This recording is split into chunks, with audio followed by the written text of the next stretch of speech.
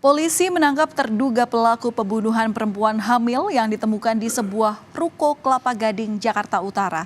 Pelaku ditangkap di Teluk Betung, Kampung Timur. Mana yang paling bawa mana? Di Jakarta. Yang paling bawa di Jakarta mana? Ini ada.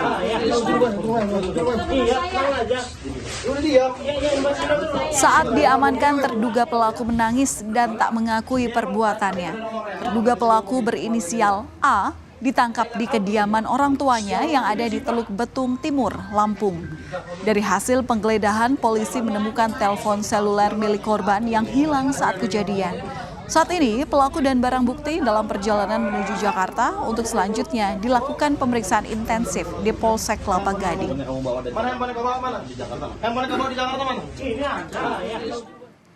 Sebelumnya, seorang ibu hamil ditemukan tewas di sebuah ruko di Kelapa Gading, Jakarta Utara. Dari rekaman CCTV terlihat korban bertemu dengan seorang pria di dalam ruko pada Jumat 19 April lalu. Pria itu membawa koper dari dalam ruko dan sempat berbincang dengan korban. Tak lama kemudian, pria tersebut pergi meninggalkan ruko. Hasil penyelidikan polisi menunjukkan bahwa korban tewas akibat dibunuh.